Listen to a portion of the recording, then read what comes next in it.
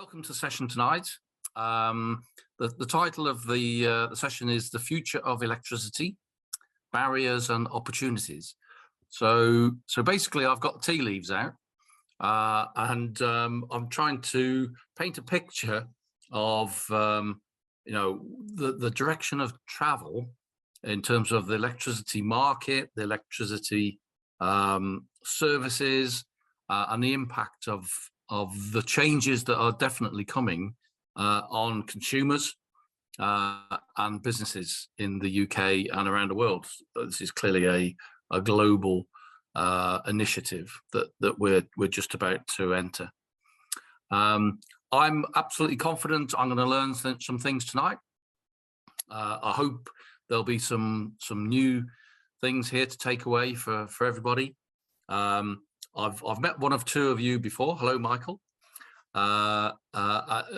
So only a few. So I don't really know where everybody is up to in terms of understanding what's happening in the electricity marketplace over the coming years. So there's a little bit of the discussion to start with, maybe a little bit of recap, and just get everybody on the same page. Probably a lot of you will know some of the material. I've got a particular perspective that comes from my profession. Let's begin, and just some introductions. So majority of you, I don't think we've met. So my claims to fame are firstly working with Sustainable Hayfield for the last 6 or 7 years. I'm chairman of the Energy Group. It's about 6 of us who have been working for quite a while, trying to push on the energy aspects of sustainability in the parish of Hayfield. 2 projects, recent projects that are relevant, I guess. We've undertaken a solar farm feasibility study funded by one of the government quangos, about £36,000 to establish the feasibility of a 5 megawatt solar farm within the parish of Hayfield. That ground to a sudden halt when 2 things were established.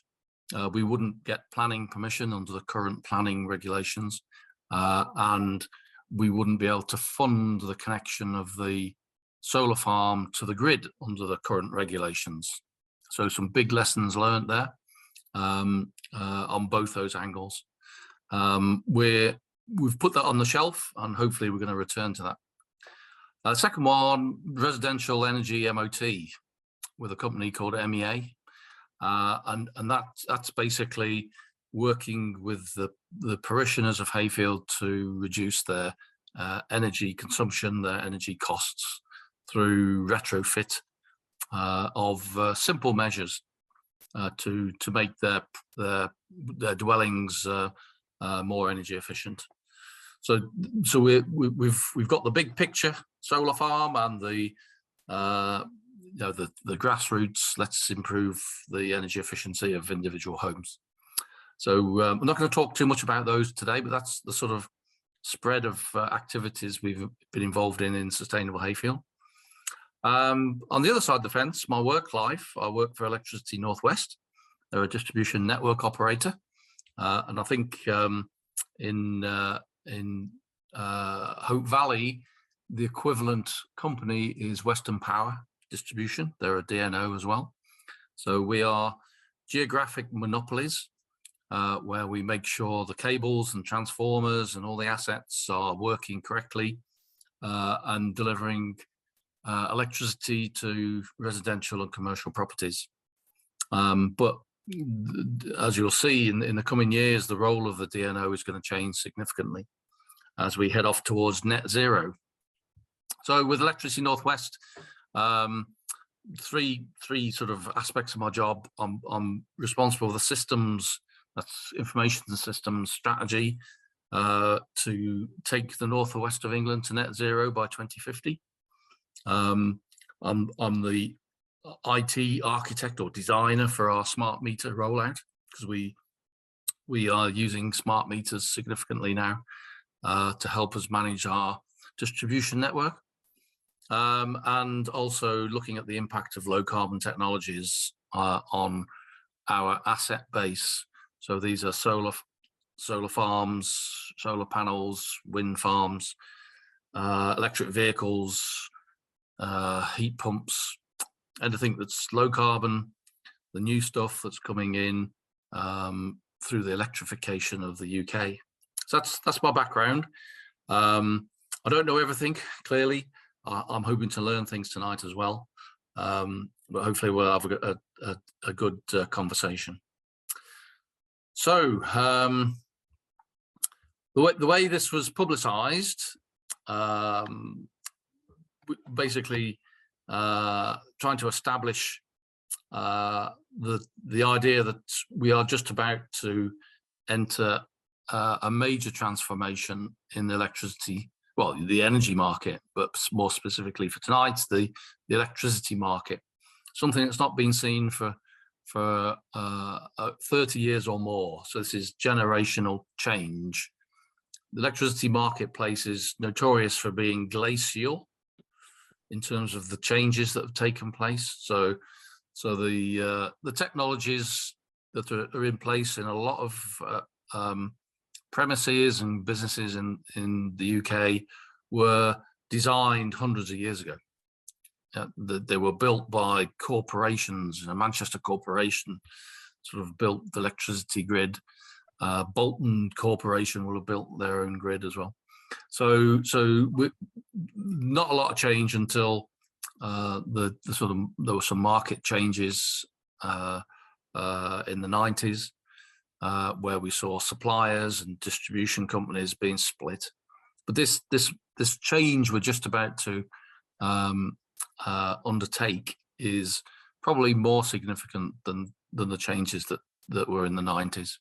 And that's great opportunities, but great challenges, both to the companies in the marketplace and the service users, you and me, residential customers, commercial customers.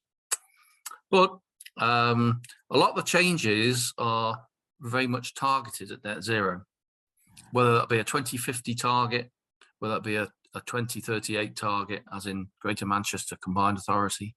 So it's rapid change, and there will be winners and losers as ever in change. So big challenges to us as customers. You know, we're going to have power cuts. I think it's just going to be a fact of life. We will have to plan and become used to having power cuts. The National Grid today announced that their original suggestion that tomorrow, Tuesday, there will be power cuts. They've pulled back from that today and said there won't be power cuts tomorrow. So no, as a business, Electricity North West, we are absolutely geared up for power cuts in January. If we have a very cold January, we're expecting power cuts. So significant changes and challenges, particularly to vulnerable people, as we make this transition. Transition always has casualties, yeah, and they have to be minimized. So the talk's going to shed light on what those challenges are, but what should we be looking out for to navigate the disruption and the opportunities? So I just wanted to grab people's interest. You know, this is very relevant to millions of people around the UK. And my personal view is life won't be as we've had it for the last 50 years.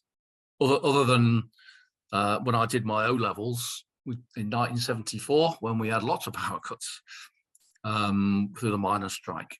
Yeah, so that's the sort of life we may be more used to as we go through this change. Okay, let's see if I can get this to move on to the next slide. Not yet. There we go. So a little bit of revision. I guess we're all familiar with this.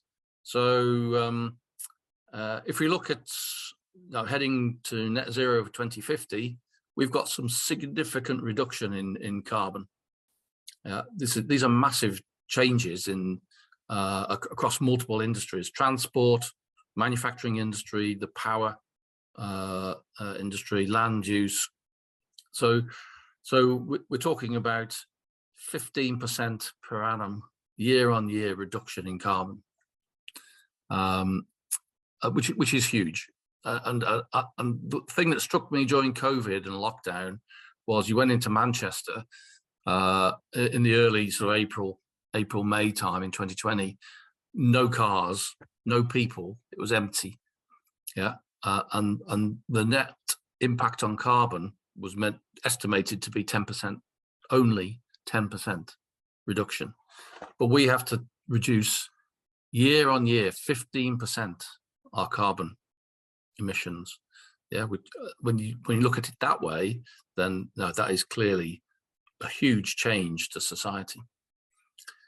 So why do we want to electrify the UK? Yeah, because it is a vehicle for getting us to our target of 2050 net zero. But what will we need to do? So these are obvious, but very, very difficult. Yeah. Reduction in carbon emissions through reduction in the use of high carbon assets. So electricity generation, transportation, heating, cooking. So these all need to be reduced or eliminated. And you can see in the future there are, there's signposts. There are, the car manufacturers won't be producing diesel or petrol cars in the coming years. We've set dates for when that will happen. So significant change, massive change, something we've never seen before, other than equivalent scale change like COVID, Brexit. It's another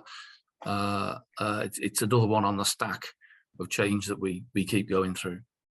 But how will we achieve it? And I think this is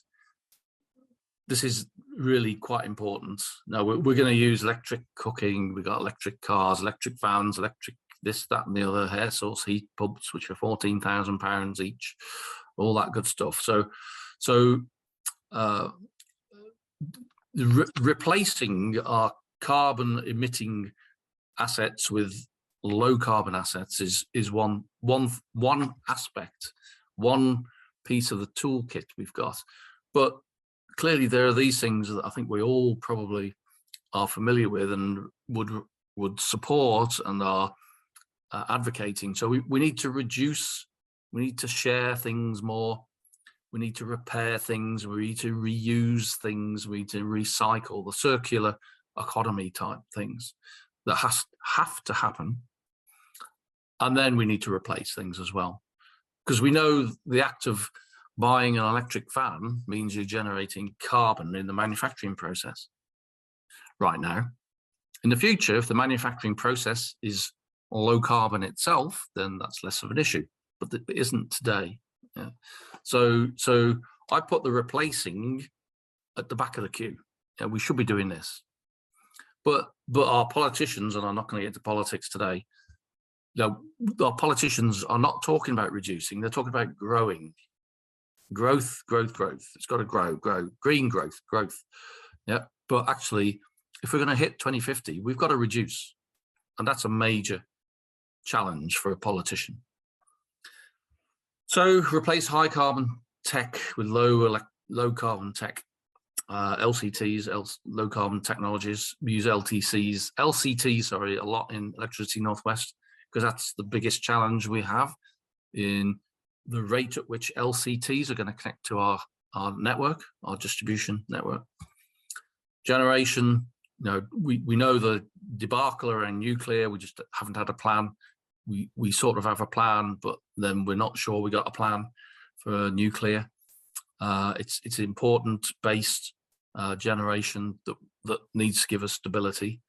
And we're familiar with hydro, solar, wind. Wind is sort of starting to be very, very significant. Depends very much where you are in the country, and it's easy to generalize about this stuff. But if you're in the north Scotland, wind is really important. Solar, very rare. If you're down in Torquay, solar is very important. Wind, not so important. If you're in the northwest of England, the electricity grid, the distribution grid, has got a huge amount of spare capacity because we've shut all the manufacturing processes and businesses. If you're on Teesside, the electricity grid on Teesside has got huge capacity, because of all the heavy industry that has closed down. So we shouldn't generalize in terms of, you see the Facebook stuff that says, we can't do this because we can't convert to electric vehicles because the grid won't cope with it. That's probably the case in certain parts of the country, but not in Teesside and not in the northwest of England, because there's lots of spare capacity on the grid. Clearly, transportation, everything electrical. I think this will take its own. The transport transition to electricity will take its own build its own momentum. Now, today you find it difficult to find somewhere that's available to charge your car. Once we get through the tipping point where it's cheaper to buy electric vehicle and it's more convenient to charge your car than it is to find a petrol station, because petrol stations are going to close. As soon as the electric vehicle overtakes, the business model for petrol stations with diesel and petrol will disappear. So it'll flip. The view in the industry is we're going to flip from diesel and petrol to electric very, very quickly, and that's a scary thing for companies like Electricity Northwest and Western Power Distribution. The rate of change, that's gradual change, is easily manageable. Step change is hard. And if you remember what happened when iPhone actually got it, Apple got the iPhone right with the network bandwidth, the form factor, and the usability of the iPhone. The iPhone just absolutely took off. Prior to the iPhone, there were all sorts of phones which were computers that were phones, and they were clunky, very expensive, and they didn't work. But when the iPhone arrived, the whole industry just went through the roof, and it's predicted that electric vehicles will do the same. And that's the rate of change is the challenge for the marketplace. Heating, I think, is one of the hardest things that we're going to have to resolve. The engineers and the scientists are going to have to come up with something better than an air source heat pump or a ground source heat pump in terms of cost and effectiveness, in terms of millions of properties around the country. And I think that's one of the biggest gaps we have at the moment. Now, cooking with electricity is reasonably easy to understand. Removing gas cooking is not that difficult to comprehend. So that's how we need to do this. So just in terms of opening the box and having a look inside the marketplace, what's the market background? This isn't something that millions of consumers need to understand, but it's worth just understanding the nuts and bolts of how the marketplace works today, because that you can see then what are the things that are going to have to happen to make sure we get to net zero and we can handle this surge in electric vehicles that is predicted. So there's three parts of the marketplace. There's a national grid who are responsible for ensuring we've got enough generation to match the demand second by second. So you'll have seen the TV sort of images of the big control center where they're monitoring what's being generated from the big power stations and estimated from our solar panel on our roof, and matching that up with the expected demand. And their number one measure is the frequency, the 50 hertz frequency of the AC supply. And they've got a regulatory responsibility to make sure the frequency stays within a very, very tight band around 50 hertz. Because anything, if you go too high or too low on frequency, your appliances catch fire and stop working and things. Yeah, so they all the time they're monitoring the frequency of the alternating current, and they do that by balancing the generation with demand. If there's too much generation, the frequency goes high. If there's too little generation, the frequency goes low. So they're continually, and they've got a number of techniques to how they can do that. But that's their number one objective. They keep the lights on, and tomorrow they were predicting we weren't going to have enough generation, primarily because we buy electricity from France, and France has got a problem with some of their nuclear, and we weren't going to be able to buy enough electricity generation from France tomorrow. So they were setting expectations that there were going to be power cuts tomorrow. So that's their number one role. These guys here, the suppliers, the people we buy electricity from, so gas, British Gas or E.ON or EDF, no, all they do, they buy a load of computers and they buy and sell electricity. Yeah, so they have a call center and a billing system. So they don't have a big role in the actual grid itself, other than the amount of electricity that gets sold and the amount they buy off the marketplace. But as you'll see, this pound sign here is going to be absolutely critical. And then we got the DNOs, distribution network operators, and there's 6 of them in 14 geographic regions, and Electricity Northwest is one of those. Some of the DNOs own 2 or 3 of the geographic regions. They're monopolies and under heavy regulation. But they've got 2 responsibilities. They have to keep the lights on. Yeah, so power cuts are down to the DNOs. That if there's a power cut, it means part of the network infrastructure of the DNO, the transformer or the overhead cables, has failed.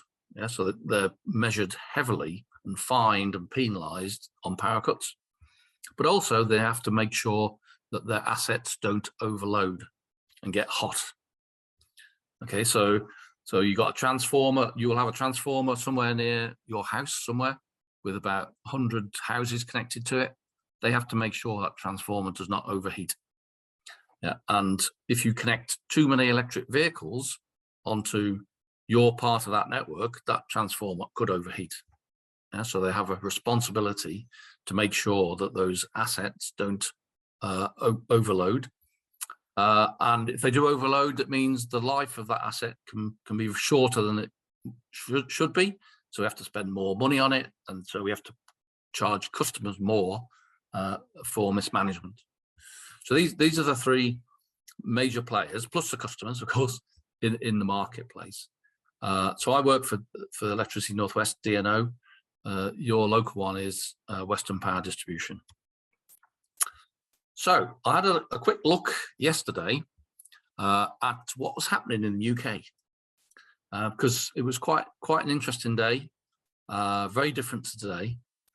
So this information, anybody can get this information. It's on this link here. If you just click on that, you can see what's happened in the last 24 hours in terms of what was the consumption, the actual consumption of electricity in the UK over the last 24 hours, and where did the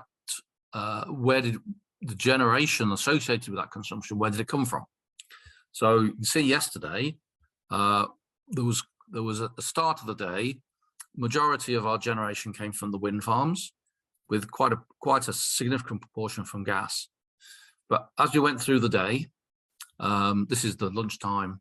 Sorry, this is the afternoon low point. This is lunchtime. This is the tea time. Around sort of mid-afternoon, we reduced our gas generation. The wind reduced, but our overall consumption reduced as well.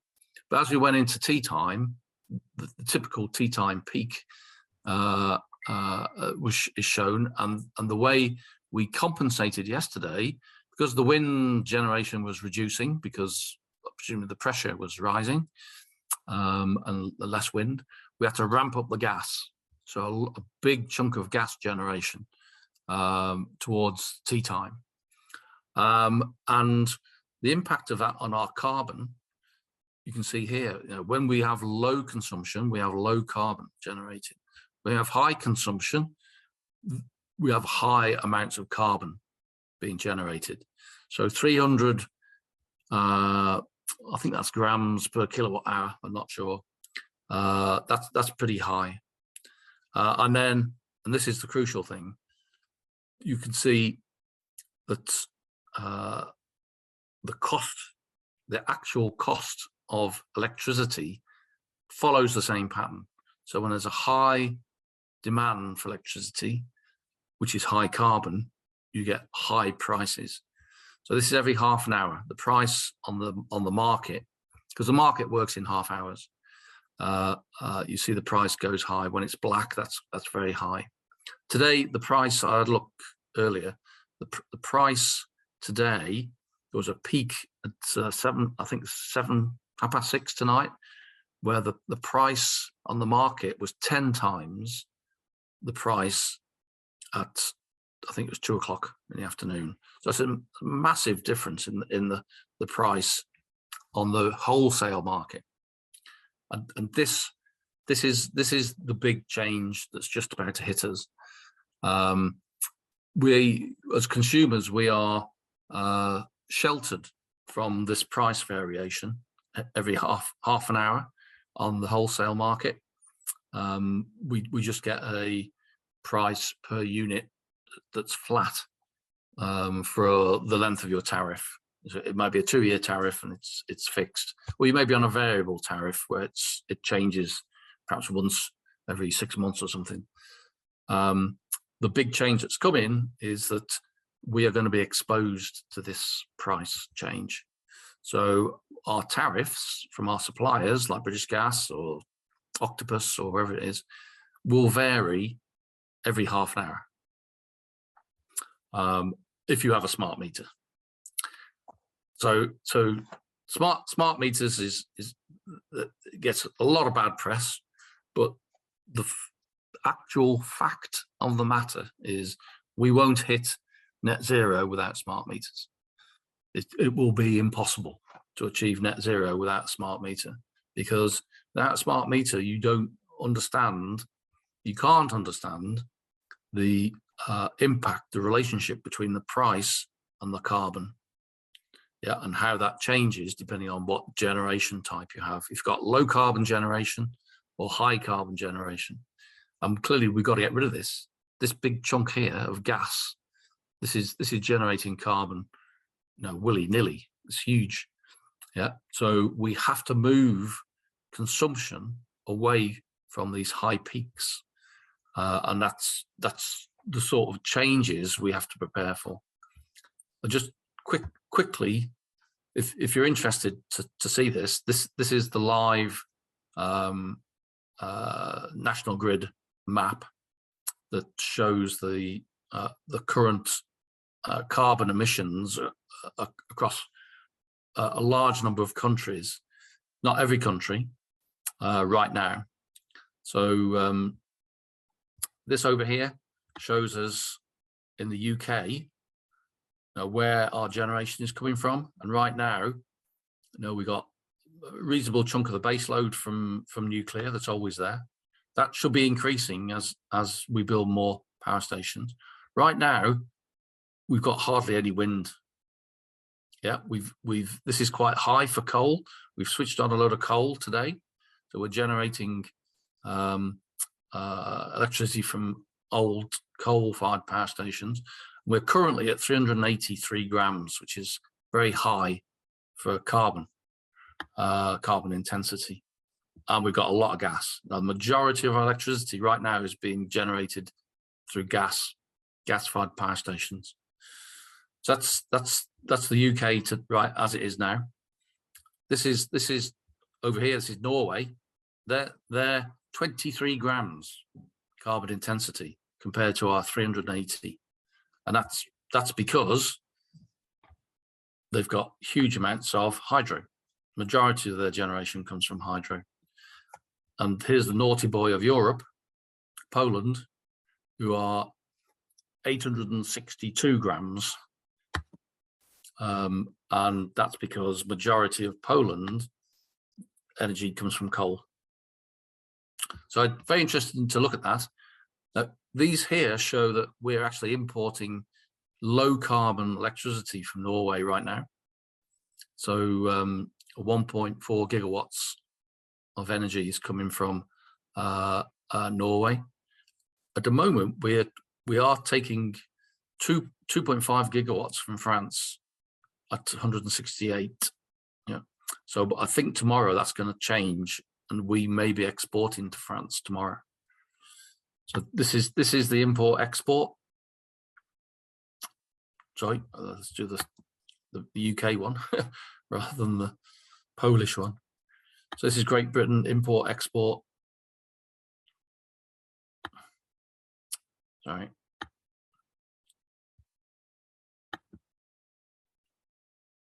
So I can get to it.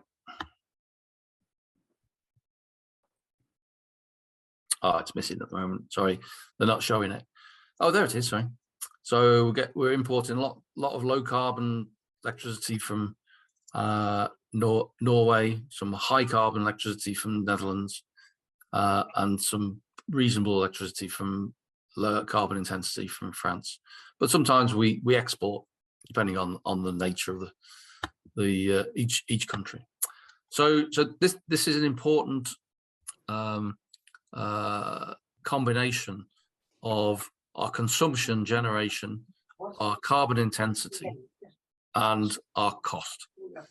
Yeah, and we clearly have to reduce our carbon intensity much lower than this 100. We need to get much lower, you know, down to 29 of Norway. Yeah, and we're, you know, today we've been up at 300. So basically, what does that mean? This is a great example back in November 2015, where it showed, you know, during a day, every half an hour, how much electricity costed. So is pounds per megawatt hour. So the price of electricity on the marketplace on this particular day, because we had very, very high demand and low generation. November, it sounds like it was a very calm, dull day with cold, and so everybody switched the heating on, and the price just goes through the roof. So what we have to do, you know, remember, when it goes high price, it's high carbon. So we have to shift the usage out of that peak and into other parts of the day. And this is an example back from 2020 of Octopus, the retailer, a supplier, and they trialed this tariff. So it doesn't match the same day as this, but an example of in a trial. So 2:30 in the morning till 3 o'clock, minus 4.8 pence per kilowatt hour. So you get paid by Octopus if you use electricity at that time. And it went up to 9 pence. You get paid 9 pence per kilowatt hour between 5:30 and 6. So that's to incentivize people, consumers, to use electricity at off-peak times in half-hour slots. Now, clearly, nobody's going to stay up awake at 5 in the morning and put things on depending on the price of electricity. So no, this is something that is a key enabler to achieving what we need to achieve, which is shifting these peaks into the rest of the day. So you may have seen on the 15th of November, so last week before last, National Grid launched their trials of reduction at peak time. So they in the trial, they pay the suppliers to reduce the demand or reduce the consumption at this 5 o'clock to 6 o'clock. This was on a Tuesday. I'm with Octopus Energy, so I signed up to it. So the deal was, if I reduce my demand by 1 kilowatt hour compared to the average consumption of the last 10 days in that hour, they would give me £2.50. So I thought, that's an interesting little trial. I'll do that. So this is my my meter readings that I get from Octopus on the 15th of November, and this is the half hour before, and then the 2 half hours within that slot. So I went around and switched everything off in the house, and I reduced my consumption significantly. But when I looked at it, I thought, well, brilliant, I've just earned £2.50, but I didn't. Yes, because my average consumption over the last 10 days was not more than 1 kilowatt hour than that. Yeah, because that's not that actual slot for me isn't my peak usage. My peak usage, as you can see, is either side of it. I would have been somewhere around here on a normal day, but my peak usage, me personally, is either side. So that's an important indicator of the demographics of how people will respond to price, either being paid to switch things off, or costing you more if you leave things on. Yeah. But interestingly, and I thought this was encouraging, 200,000 Octopus consumers actually participated and went around their house switching everything off. Yeah, and that resulted in 108 megawatts of reduction, and that's the equivalent of a medium-sized gas-powered fired power station. Yeah, so Octopus have probably got 5 million customers. So this is quite a small proportion of their customers having a major impact manually going switching things off. So you know, it's good to start new things manually to understand how they work, but no, I'm not doing that exercise again, because I switched my freezer off, I switched so many things off which I have to switch back on again afterwards. No, that is not going to be the way I live my life, manually switching things off. So I wanted to just give a bit of understanding in terms of what this means from a DNO perspective. So I made the sort of statement to you know, get some interest and attention, that said, you know, all the media stuff about, you know, we can't go to electric vehicles because the grid can't cope with it. Yeah? So basically, what we at Electricity Northwest, the way we look at this is, if this is the situation when we had the old monthly meter reads, you know, you had the meter reader come around, or your monthly meter read, or you phoned in your meter reading once a month, then you got billed on it. So that information that said you use so many kilowatt hours in that month it isn't very useful to a company like Electricity Northwest, because we have to predict how much load there's going to be to stop the assets from overheating. Yes, so our prediction, the actual standard deviation, if you like, the room for error in that prediction means that if we take a standard load profile, that's breakfast, that's lunch, that's tea time, we have so little information. It's like having a 10 pixel camera rather than a 10 megapixel camera. The plus or minus deviation error of that peak is huge. Yes, because we just don't have the data on monthly reads to allow us to work out how much capacity is in a cable. Imagine this represents the capacity of a cable that goes down the middle of your road. So what we need is much more. We need 10 megapixels rather than 10 pixels. Yeah? So when we have smart meter reads, the accuracy of our prediction is much better. So the room for error is a lot smaller, which means we can put more electricity down that cable. Yeah, so we can push it up there without having to add more cables. Yeah, so that's if we don't change the shape of this thing. So that the smart meters gives us a lot more control and allows us to push the amount of electricity through the cables much higher and higher, and hence we don't have to put in a lot more capacity to handle the growth in electric vehicles, for example.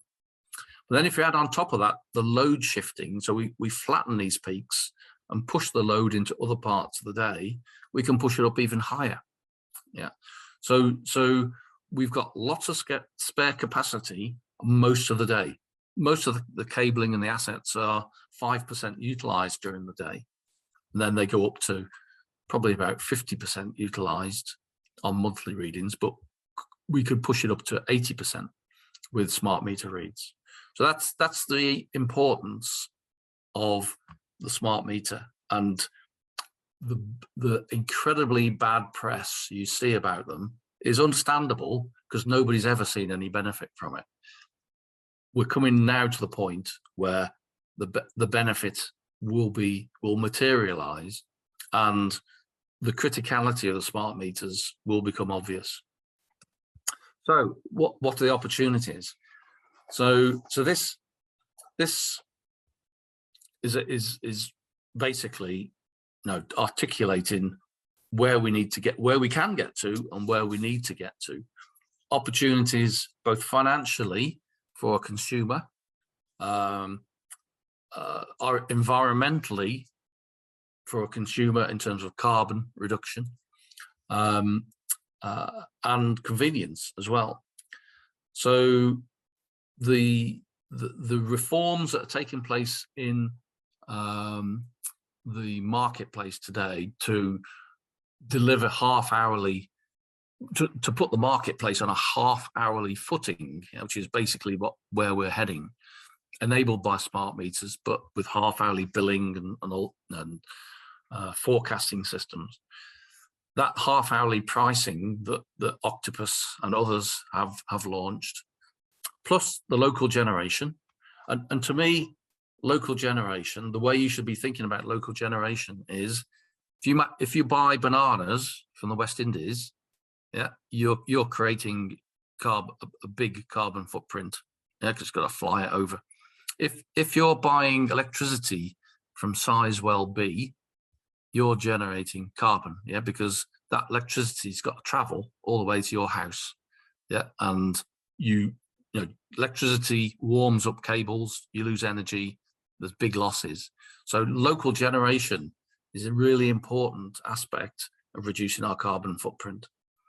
The local storage allows us to buy electricity at 3 in the morning and use it at 5 at tea time. Yeah, when we want to flatten those curves. The half-hourly meter reads from the smart meter allows us to be billed every half an hour, and on the basis that everybody else on this session today doesn't want to go around at 3 in the morning switching stuff on and off, then you've got to have this automated. Every 30 minutes, there's got to be a home management system, energy management system that says, right, the next 30 minutes, the price of electricity is that. I've got that amount stored in my storage or my car. Yeah, because the car has a big battery. Yeah, you can store electricity and take electricity from a car into your home. And I want to get paid on the half-hourly meter reads that the smart meter is going to do at 2 in the morning. So what does this mean? It means we can use batteries, our battery storage, which includes the electric vehicle, to power electrical devices when electricity is expensive. Yeah, so at that peak time, So we reduce our carbon and reduce our costs. We can recharge the battery from solar or where electricity is low carbon and cheap. Yeah, so we get paid to charge our car at 3 in the morning. And we can shift the use of electric devices to when electricity is low carbon and cheap. Yeah, so that's that balancing of the grid. So the national grid needs to keep the frequency at 50 hertz. Yeah, that's how we can do it. Electricity Northwest can stop their assets from overheating and burning out. This is how we're going to do it. So the challenges. So great challenges. You know, electric heating. There isn't a mass market solution that's going to work yet. Air source and ground source heat pumps, major issues in terms of cost. 14,000. I'm sure it'll come down. But what, you know, the experience isn't great. You know, you may have to change your radiators. You may not get the heat in the time you need it.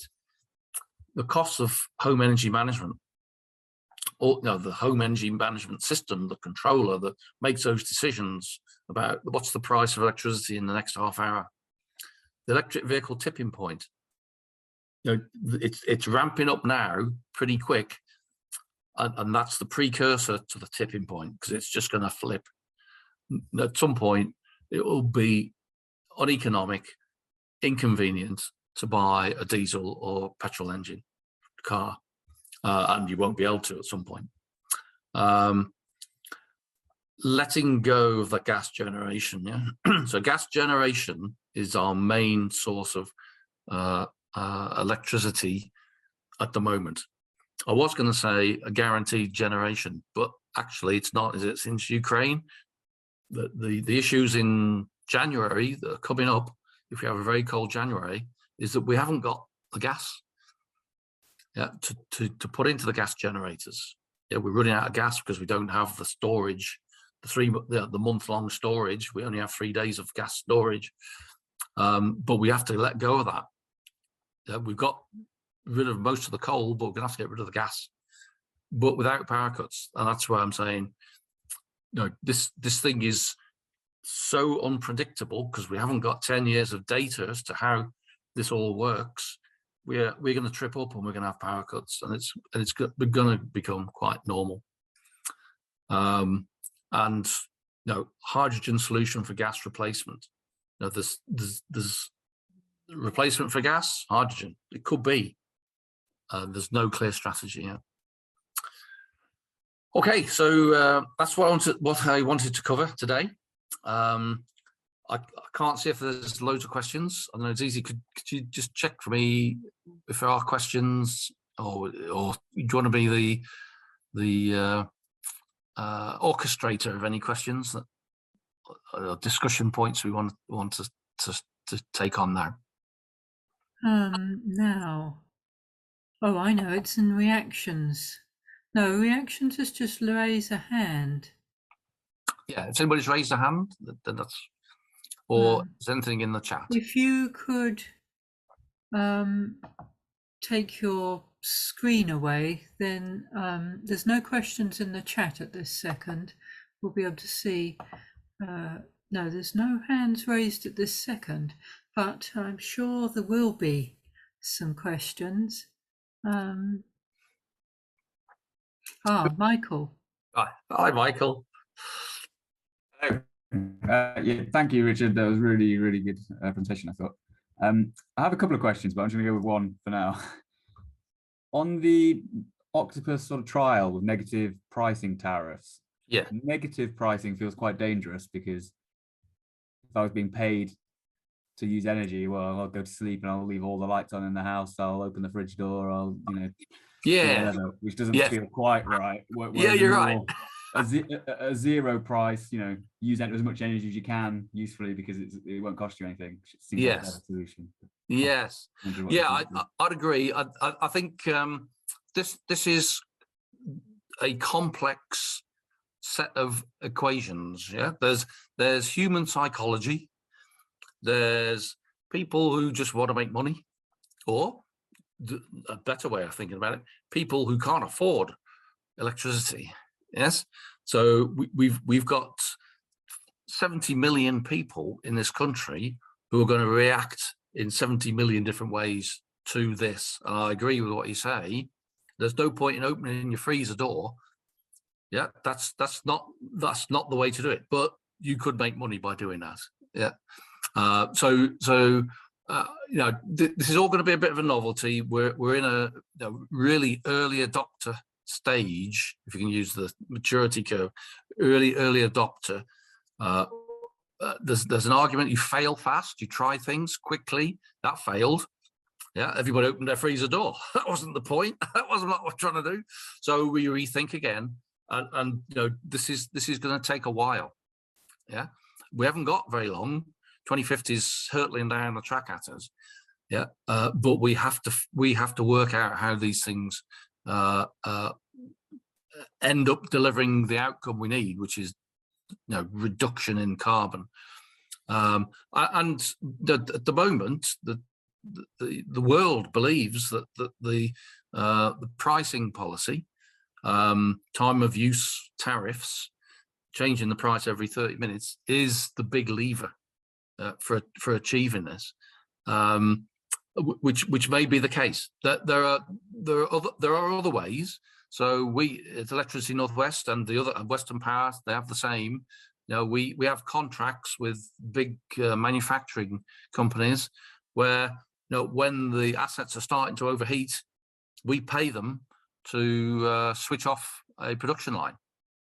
Yeah, they signed up to what is called a variable connection that said, you know, we won't charge you so much for this connection, but you have to be prepared to switch off a production line. So there are other techniques, but I do think, you know, that octopus trial, we got, you know, a decent sized gas generator switched off, yeah, with only 200,000 customers.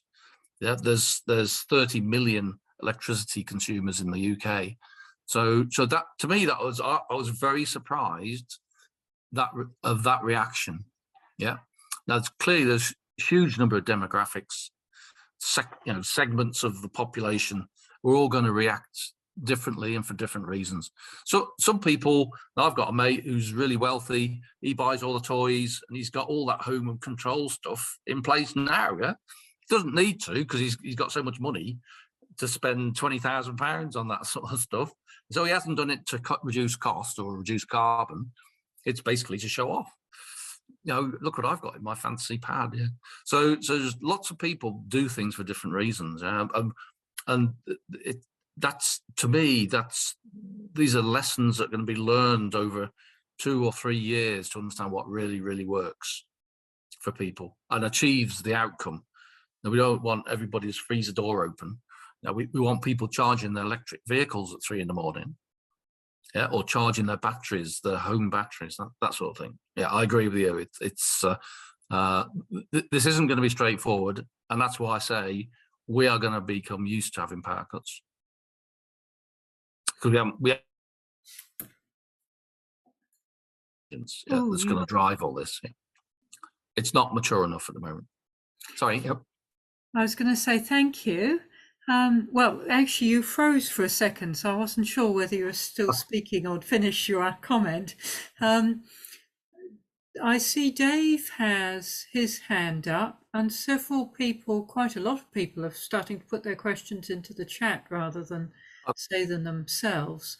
So maybe I should take 2 or 3 at the time. Let's have Dave's, and then I'll take a couple from the chat, and then I was just going to say that I'm part of a crowd charge test with Western Power. Yeah, and I use the octopus tariff. Okay. And charge my van up and discharge the van. Okay. I run the house off the van all day long. Brilliant. And then charge it up at 12:30. Yeah. At night, and that's working very well. Yes. And when the software is working really well, then I'll switch to the half-hour import-export. Yeah. But lots of people have done it, and they're actually making a significant amount of money out of it. Okay. Charging how much do you reckon? their vehicles. How much do you think, roughly, ballpark? I think some of them are looking at sort of £1,000 a year. Okay. Estimated. Yeah. But at the moment, I'm not sure that the software is stable enough. Exactly. And also, I'm concerned that my £6,000 inverter that I'm not sure whether it can cope with 7 kilowatts. Okay. Discharge, recharge. Yeah. So I'm concerned, and the vehicle itself. Sure. Because obviously not going to be fully warranted against. Yes, of course. Because you're cycling the battery more than it's designed for. From what I understand, the batteries won't suffer from mid-cycling. Okay. But it is working very well for all of the people that I'm aware of on this trial. Right.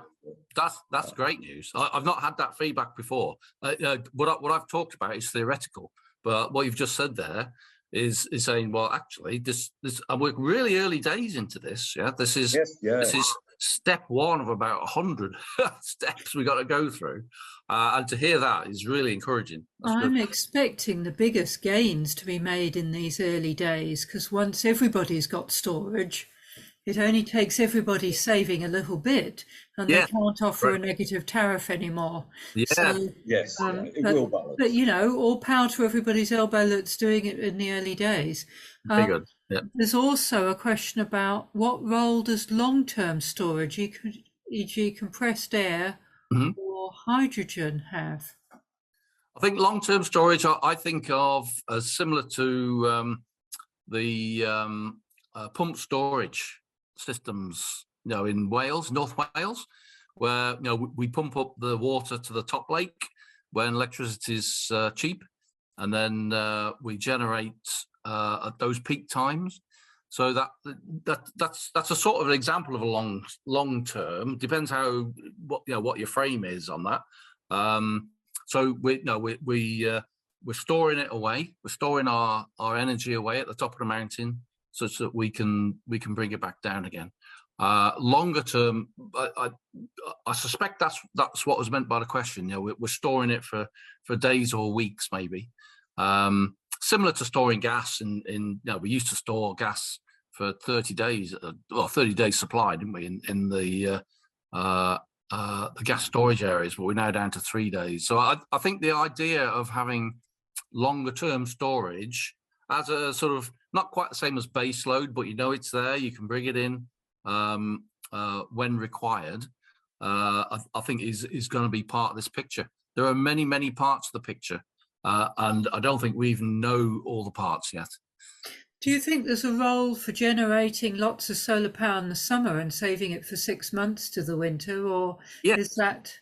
Yes. At the end of the day, it's energy, isn't it? What's somebody's first law? Energy can either be created or destroyed. It's energy.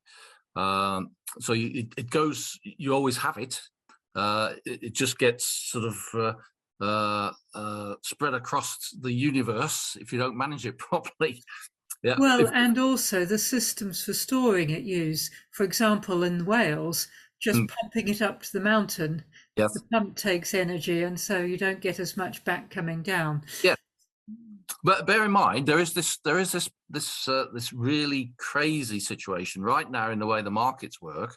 Is if there's too much wind coming off the North Sea, wind generated energy, then we have to pay the generator to switch it off. Oh, I didn't know that. Oh yeah. So does that apply to people's solar on roofs?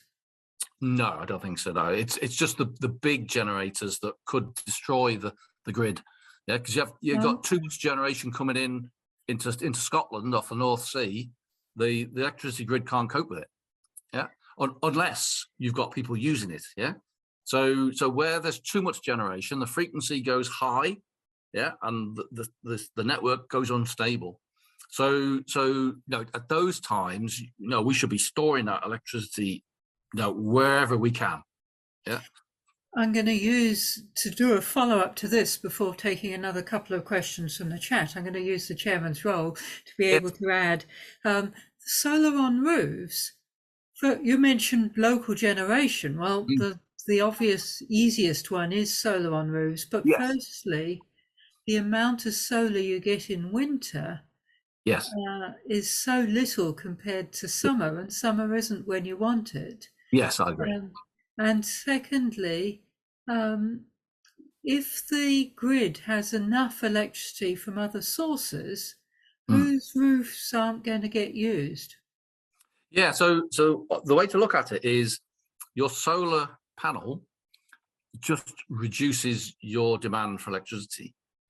So you become just think of yourself as being off grid.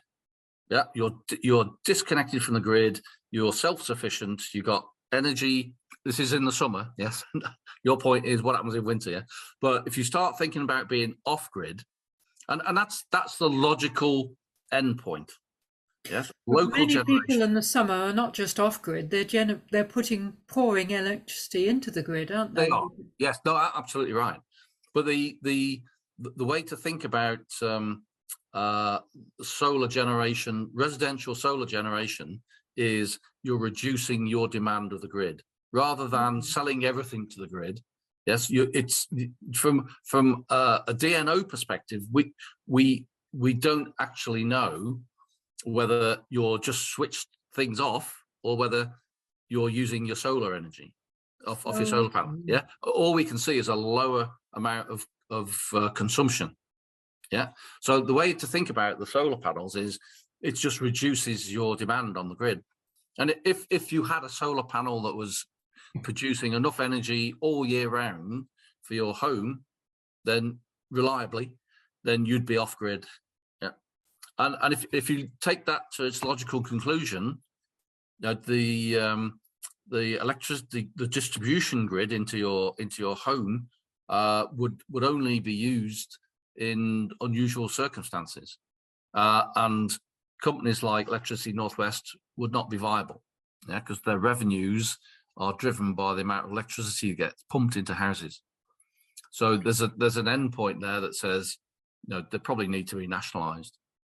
Michael, is your question on this point? Because otherwise I'll take from the chat and come back to you if it's a different question. No, it is on this point. Richard. Hi.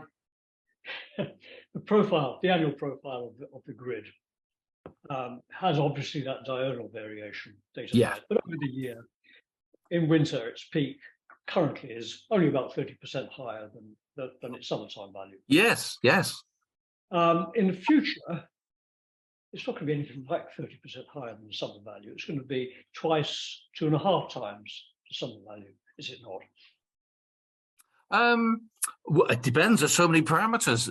With global warming, we're going to have less cold winters, aren't we? I accept, and we'll maybe also have an additional air conditioning load. Air conditioning, yes, that's right. Yes. But nevertheless, so it won't be 30% more. Yeah. Right.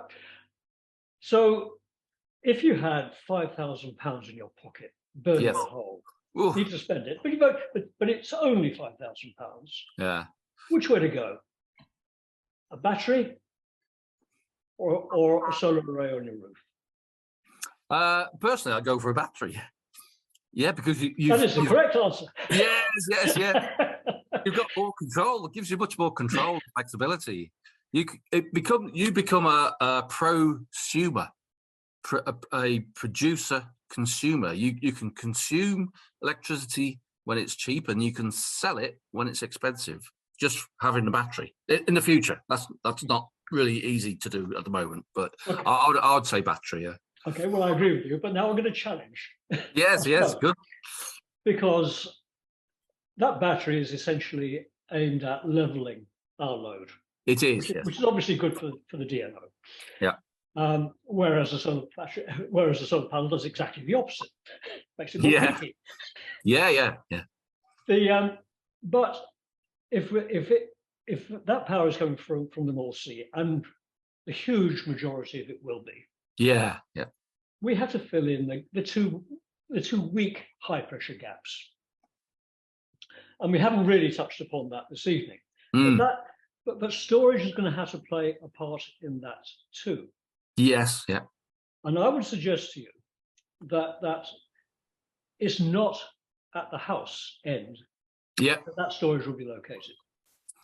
It might be at a community level. Yes. We already see proposals of that. That's certainly the way that things are going in South Australia, where things are happening pretty fast. Lots of sun. But if you had, for example, and it won't be lithium ion, and it might be some kind of iron flow or some other form of battery technology. Yeah. If that is placed at a community level, say at the substation or wherever. Yeah, yeah. Isn't that going to undermine the economics of your home battery? Because it will have already served the purpose of filling the gap and leveling the load. Yes, you're right. Yeah, so there are, that's what I keep saying, there's lots and lots of parameters, lots of variables here that are really difficult to predict what's going to happen in the next 10 years. It's a sort of Betamax VHS thing going on, isn't it? We got the green hydrogen, the blue hydrogen. Yeah, we've got grid storage, what you just described there, local storage. You got community solar, you got residential solar, the pump storage, lots and lots. Whatever we do with nuclear will have a big impact on this as well. But that continues to sort of blow hot and cold. So I'd agree. And I'm not sure we've got to choose the horse and no to bet on. I think we've got to be flexible. At the end of the day, this is simple. You got to turn things up. You got to turn things down. That's all that's happening here. You know, you got to turn your battery up or you're down, or your solar up or down by the sun coming and going. They're just inputs and outputs, similar to the water system. You know, you got a reservoir pumping down, you got pressure in the water, and you got people with taps. So it's very, very similar to that. But in the future, we're going to have different ways of storing water. The equivalent, you know, in that analogy, we got a reservoir, we got a tank we could build, a huge tank the size of a football pitch, whatever it is to store water, and we got a similar thing with electricity. So the interestingly, if I was an entrepreneur, and I was thinking about where am I going to place my money, I would be really nervous right now, because there are so many horses that are running here. And it's not obvious which one's going to die and which one's going to grow into, you know, the big winner that everybody will remember. It's the old Betamax thing. Nobody, you know, some people thought Betamax. Let's invest in Betamax, and it was just the wrong horse, wasn't it? And I you know. We don't have a Chinese system here where somebody's in power for 30 years and they can have a 30-year plan. Yeah, we have a very very different system where the prime minister's in charge for a month, and then you change tack. So we got the political system, which doesn't help.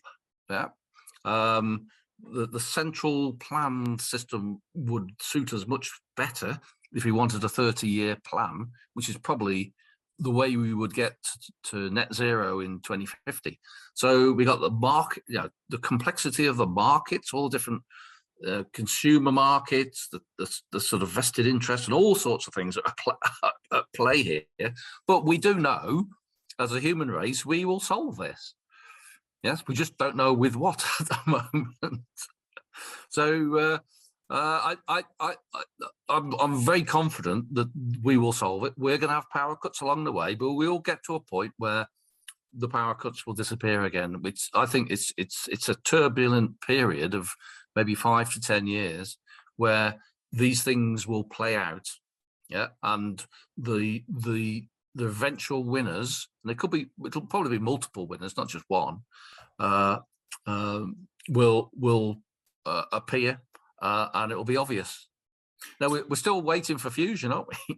You never know. Fusion might come up on the blind side, and just save us all by 2040. Well, I can remember as a child, fusion was going to make electricity so cheap you didn't need to meter it.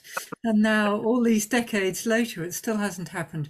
I'm going to take a couple of questions from the chat and then come back to Tony.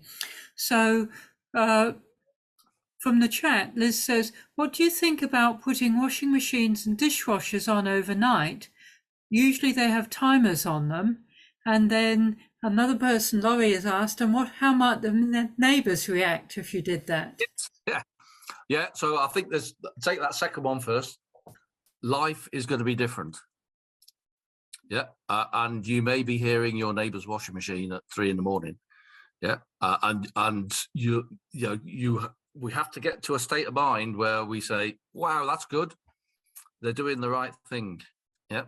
So that's a small example of how life's going to change, in my view. Yeah. If I knew exactly what was going to happen, then I'd be very rich. But a good example of the sort of things that, 24/7 use of electricity in a controlled way, software controlled, AI, machine learning, all that stuff. Advances in AI, machine learning are going at an incredible rate.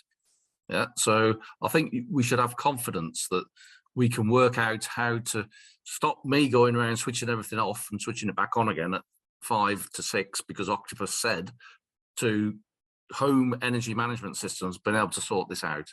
Now, the Hive and the Nests of this world, they're 80% there.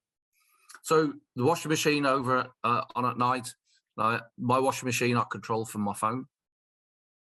You can buy those now. I've had one for a year where you switch it on from the phone. So we just need a little bit more step to link that to the home energy management system. So it's the home energy management system switches it on, not me from my phone. Yeah. So the technology is there. The price point isn't there as ever because it's early. Yeah, but the price point will get up to a point where it's mass volumes, high volume, mass market stuff, because it'll be the norm. Great. Well, it's my view. I hope that answers both of those. Yeah. Let's have Tony's question.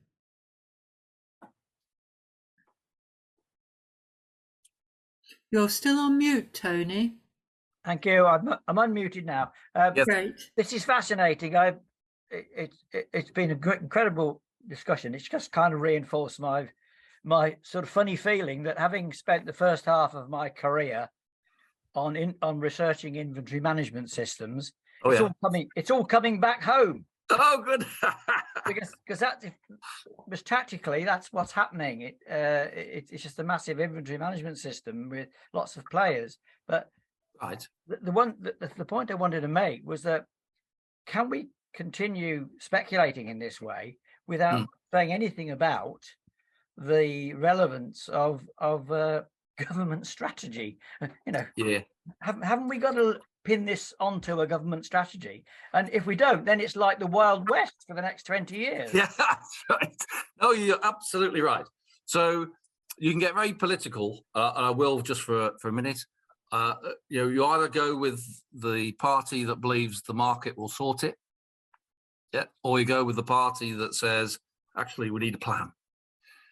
Yeah, and you can say, well, that's socialist, that's communist, central planning, or whatever. Yeah, but my personal view is I don't think at this point the market will take us where we need to go. No, I agree. Yeah. There has to be some central plan. That's why I said that China will have a central plan, Russia will have a central plan, yeah, and they're able to control stuff. We just let entrepreneurs win or lose or fail or make billions because they actually chose the right horse to back, and it's the Wild West. I agree, it's the Wild West. If we had a nuclear strategy that says no, we're not, or we're going full on or half on, then we'd be in a much better place today. Well, relying on the market is a cop-out, isn't it, really? It is. Yeah. And there is such a thing as a mixed economy. There is such a thing as a middle road, which is very hard work. Very, because you don't get voted in again, do you? is the problem. They're tough messages. That no, who's going to vote for power cuts? Yeah, not many people will vote for a power cut. But it's just the sort of growing pains we will have to go through. And you know, I can't speak for the suppliers, but certainly the DNOs are, because they are responsible for most of the power cuts, the unplanned power cuts. The regulator, and I think the employees as well, and the senior managers are very focused on vulnerable people, making sure that they are protected, and we understand what's important to them. If they're on kidney dialysis, they've got 3 kids under the age of 3, or whatever they are, in terms of having to be treated in an appropriate way. I am seeing some very good signs of the DNOs doing the right thing, putting the right investment into the support mechanisms that are required for planned power cuts. With Storm Arwen, which was this day 1 year ago, because I know it really, really well, because I was off power for 4 days. Storm Arwen, there were some incredible lessons learned there about what can be done, what has to be done for vulnerable people. And there are many, many different categories of vulnerability, and a lot of focus is put into making sure that the people who are vulnerable, the impact of that on them is minimised, and that they get their power back as quickly as a priority. Yeah. So yeah, there's it's going to be a little bit rough and tumble, I think, for a few years, but also unfortunately combined with recession and the COVID fallout and all that good stuff. It's going to be quite a stormy few years, I think. Well, let's go on to Jamie, and then I'll ask another question myself. Jamie. Thanks. I don't know. Well, I'm going to ramble on for a second and see if it turns into a question. Yes. I guess. I mean, first of all, it's been really interesting to listen to you and hear your thoughts. I think a lot of the problem is that most people want to do something, whether that's becoming, something simple like using electricity at the right time to, retrofitting the houses to home energy systems. But there's a lot of uncertainty in terms of what is the best thing to do. So most people want to do something, but they're limited in the money that they've got. They are. So, I'm sat here, I've got £6,000 to spend on something. I've got solar panels, do I get batteries? Do I put that forward to a grant for an air source heat pump? Do I look at a home energy system? Do I listen to the person who's phoning me up every week saying I should get loft insulation? And get foam loft insulation or whatever there's a lot of people selling into this market. Yes, and I think there's an awful lot of confusion. So and I can imagine if people are affluent, they're in a position to do all of the above. They are. But we're heading towards that segregation society based on their energy. That some people be able to get their home energy systems in, retrofit their house and everything. Some people might be able to do some elements, and then you've got the people at the far end who probably won't be able to adjust their energy use, probably paying the higher tariffs. Yes, they are. So I mean, and they're on a prepay meter as well. Yeah. So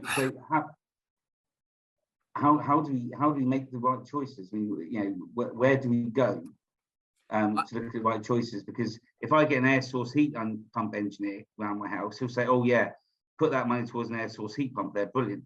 If I've got someone who's fitting batteries, but "Oh yeah, you've got solar panels, get some batteries into your house." Yep.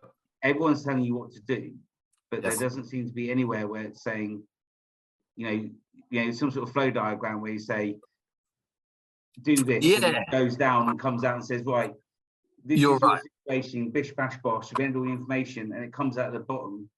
This sort of, just get some triple glazing or something. It's this, and I think what we have to get to is that what you've described as the flow chart. Yes, because for me, I live in Hayfield, very comfortable terrace house. I work for an electricity company, so I'm very comfortable. That the answer for me is different, isn't it, to somebody who's on a prepay meter trying to work out whether to buy food or put money in the meter. Yeah, and we as a society don't have that level of understanding and sophistication to target the messages in the right way. It's a blanket.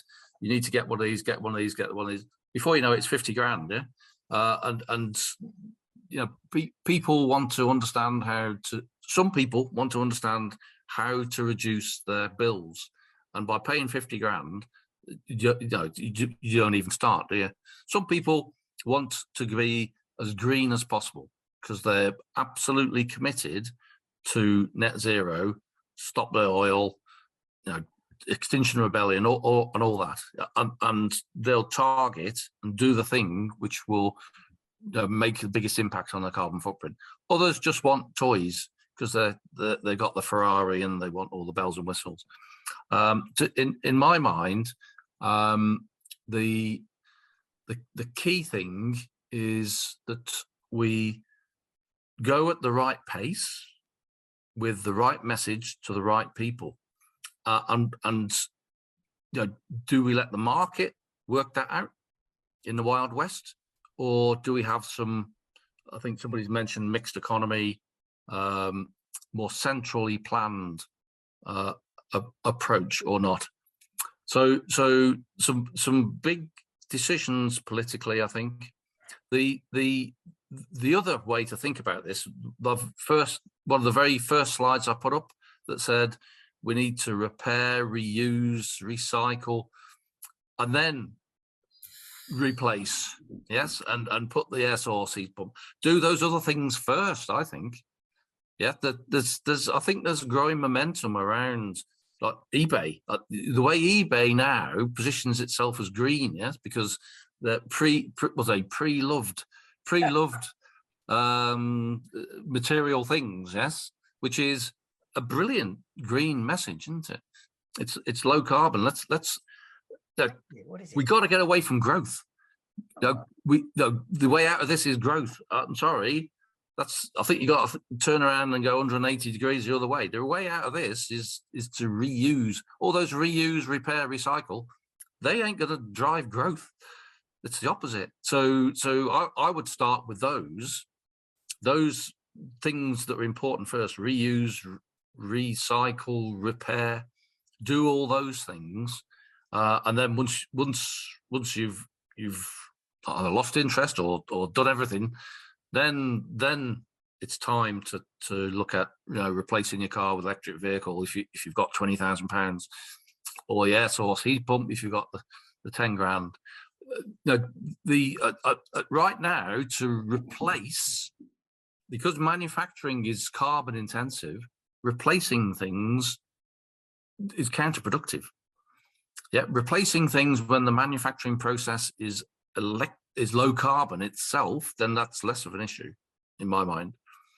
But we all it's very easy to preach and reduce your carbon footprint. I'm off to Austria in 10 days time. I'm flying, my carbon footprint's going to be crazy. So no, it's that's why I say life's going to be very different. I think there's some acknowledgement that one should do fabric first, insulate your home, then reduce your decarbonize your power, and then finally generate. But you're right that a lot of people start with the solar panels and then go in the opposite direction. Yeah. So I'm going to ask a question and then I'll bring in Laurie. So you said that there's inevitably power cuts. Yes. In the good old days, one had other forms of heating at home, and it didn't matter too much because you'd actually light your little fire or whatever. Do you have any, as we go more and more over to electricity, we're more and more dependent if the power goes off. You know, a gas boiler today doesn't work even if the gas is still on with a power cut. So do you have any tips for managing these power cuts at our individual home level? Yeah, so there's the expensive way, which is by battery storage, solar panel. Yeah, so that's the off-grid thing, isn't it? How off-grid can you get? And there'll be I think a growing focus on that off-grid thing. No, I remember 10 years ago going to a conference and standing up and saying the world is off-grid to a load of DNOs. I was verbally covered in tomatoes when I said that. But it's a natural endpoint of what we're talking about here. Resilience. Resilience. There's going to be power cuts. So how am I going to be resilient to a power cut? I got to have a battery. Electric vehicle is my battery, yeah. Or I buy a Tesla battery or whatever's in the future. Whatever comes along next gen. Remember, battery technology is going to change. Just like there's not enough lithium in the world for us all to have lithium batteries, so it's got to change. Yeah. Okay, thank you. Let's bring in Laurie at this point, and then FK can have a go. You're on mute. Yeah, Hi. thank you. Hello, Hi. Richard. Hi there. Yes. Just picking up on the point that Jamie was making, really, just 2 points about that, and then a question to you about the Wild West. Yes. This notion of two-tier society, three-tier society, very stratified society, depending on how much you know, how much money you've got, and so on. If I recall rightly, and it wasn't everywhere, but 20, 30 years ago, local authorities, remember local authorities?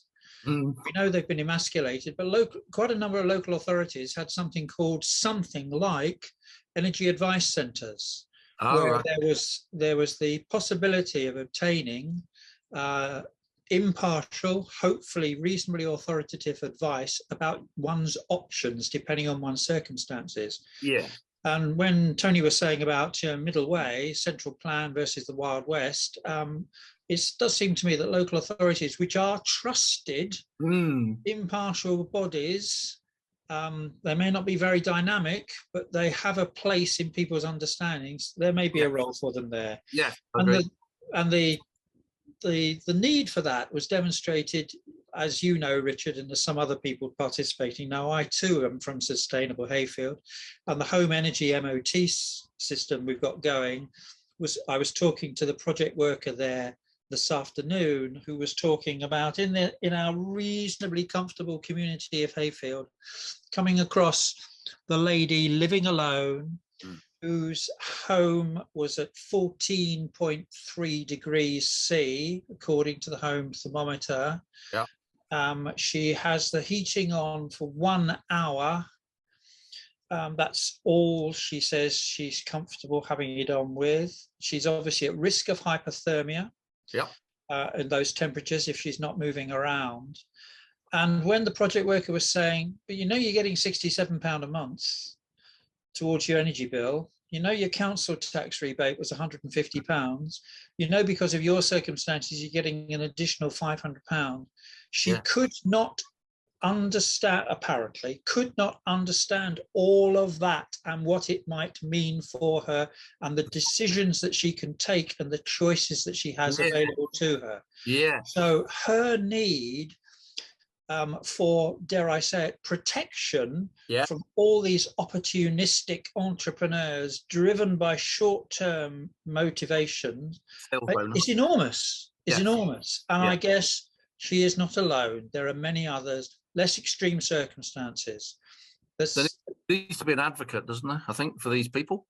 There needs to be an available service. Yes. And there are probably, I mean, there's a continuum, isn't there? There's going to be people who are like your mate, who's very up to the market and sorts himself out, no problem at all. And there's lots of people who don't and can't. Yeah. That's just two sort of sermonizing points really, but I then wanted to ask you a question about the Wild West that you were talking about. You haven't mentioned tonight, and I understand why. I think there's a parallel development going on around government, isn't there? Haven't they consulted on the future structure of the market? You talked about the stability of the national grid and the assuring presence of the DNOs and so on. But isn't government in fact looking to break up some parts of that system? Yeah. And what might that mean for consumers? Yeah, this would be structural change. Yeah. So the way. Actually, just a second. I've got so interested in all of this. I've realised we over the time technically. Okay. So if people need to leave, do so. But if you're willing to stay on, Richard, and people who still have questions want to ask them, and you reply, that's great. Oh, that's fine. So there's very likely to be some structural change. Whether it's in the next 5 years or the next 10 years isn't clear. The government hasn't decided, but it won't be their decision because there'll be another government anyway. So we're back to that problem, whereby the parts of Electricity Northwest and Western Power that goes and fixes the cables and the transformers will be split off from the part of that company that protects the assets, make sure the temperature doesn't increase. So that will make a significant difference, because making sure an asset doesn't fail through risk management is a very, very different thing to making sure that the power cuts are minimized, or the companies that are prepared to switch off their load do so and get paid. That they're two very, very different roles, and the government is going to make some decisions in the next 5 years, I think, that says how we're going to split this out. I think we'll always have a national grid, which is basically the high voltage backbone, because that's the cheapest way of moving electricity around the country from the big generators. And we'll always have the companies that look after the low voltage networks in your road, in your street. But there will be some structural change. I firmly believe that the bit of the business that maintains the wires and the transformers will be nationalized. They're just going to be financially not viable as we go more and more off grid. They just won't have the income to keep all the equipment. There's a growing amount of equipment serviceable. So lots of change. Well, we know there's some change coming, and that's the half-hourly stuff. That's happening definitely. The next step, which is probably in the next 10 years, which could end up with nationalisation and big restructuring, just depends on who wins the next 2 elections, I think. And what does that mean? Anything in particular for the consumer? I think it'd be transparent. The consumers are only interested in the bill and the power cuts. No, you just want electricity there when you plug it in, and you want to know how much you pay. So what all the complexity of all what we've been talking about tonight is totally just a black art to 99% of consumers, I think. But you can't believe anything a politician of any colour tells you. Yeah, running up to an election, you just can't, can you? We know that now. So it's not. There's no point listening to it really. As a consumer, I just want to know my bills. Remember, Laurie, about 8 years ago, we had this an education session on smart meters. What are these things? And I stood up and said, bear in mind, everybody, electricity is going to double in price. Yeah. People are, oh, no, I don't think so. It's like, and some. Yeah, so it's, let's just assume it's going to double again.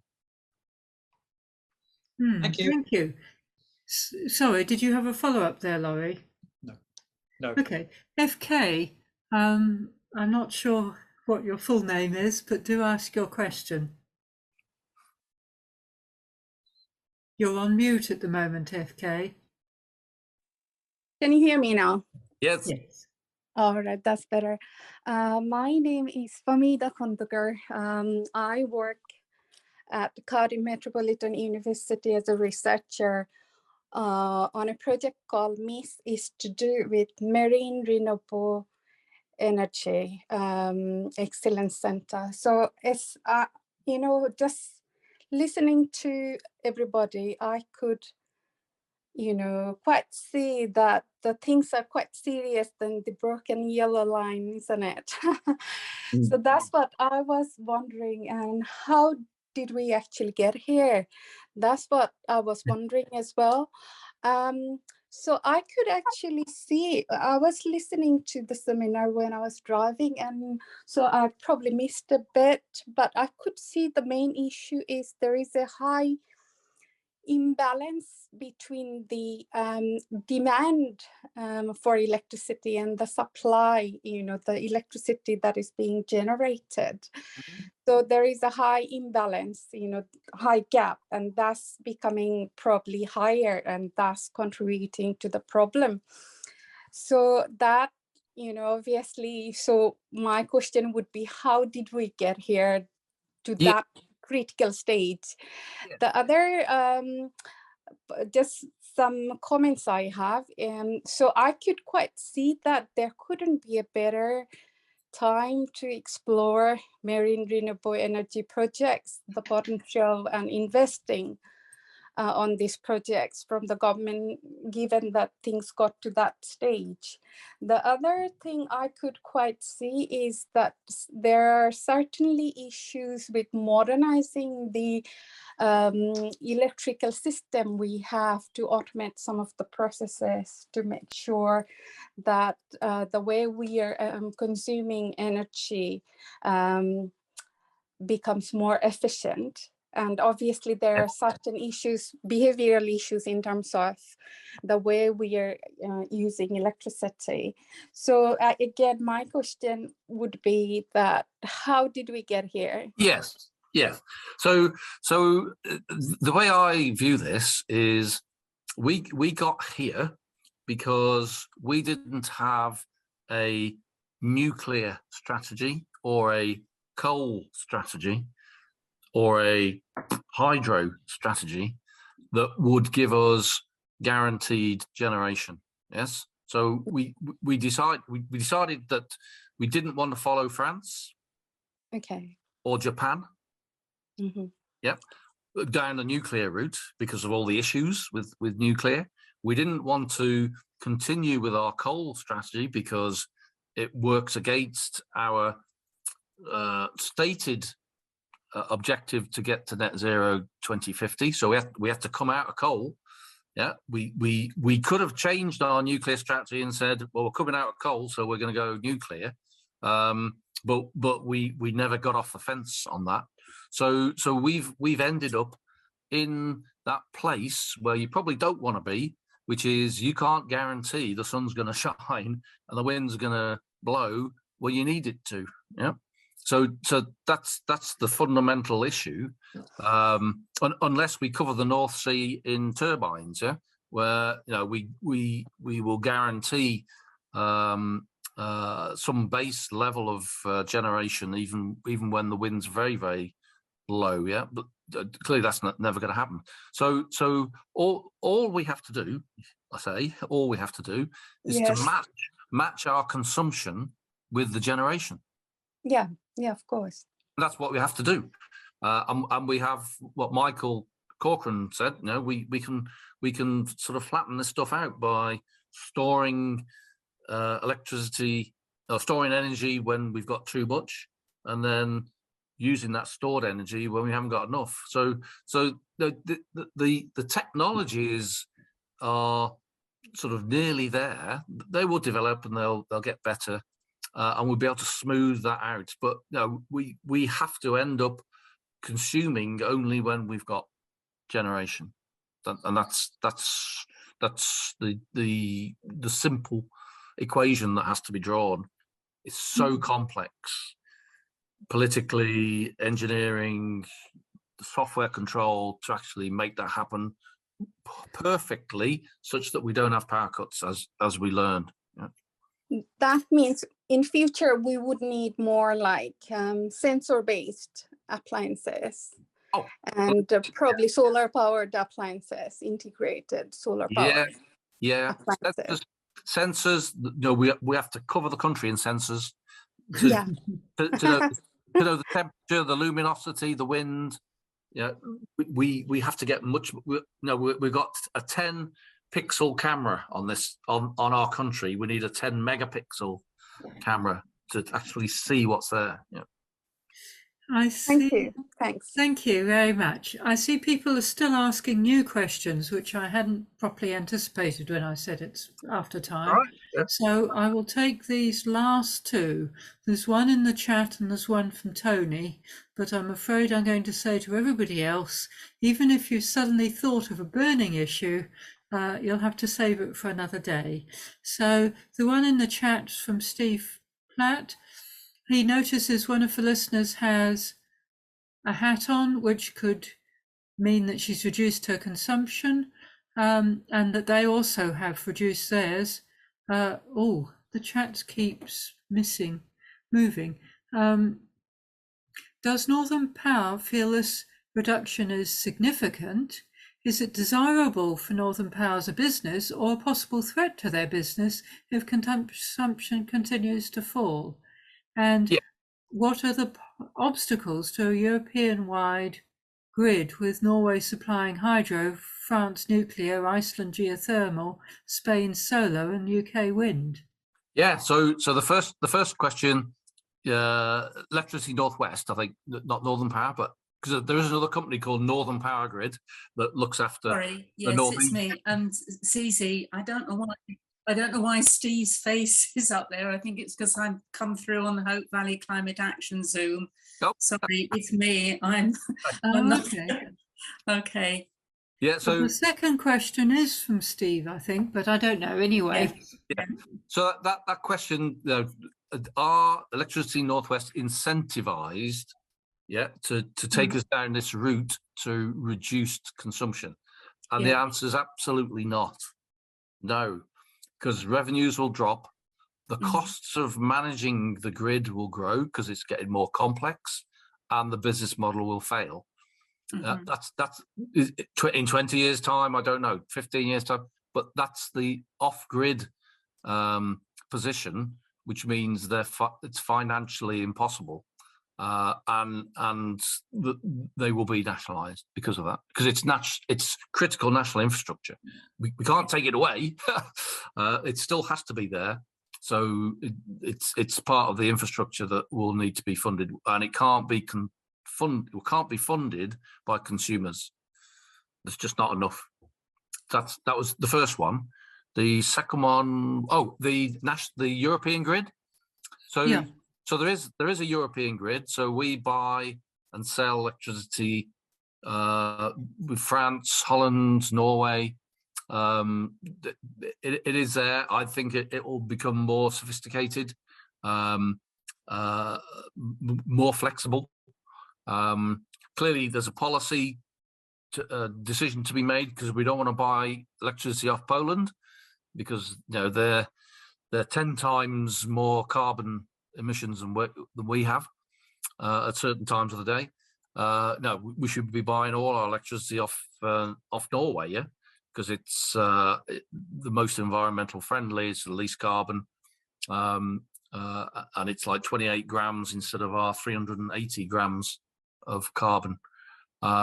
So I think it's a major part of the future, but we can't get ourselves into the same hellhole that we got ourselves in with Russia, buying gas energy from Russia. So it's not necessarily a simple answer, but a friendly country today like Norway, you'd expect them to be fairly friendly for the next 100 years or so. And no, I think Norway are in a very good position. They could build hydro.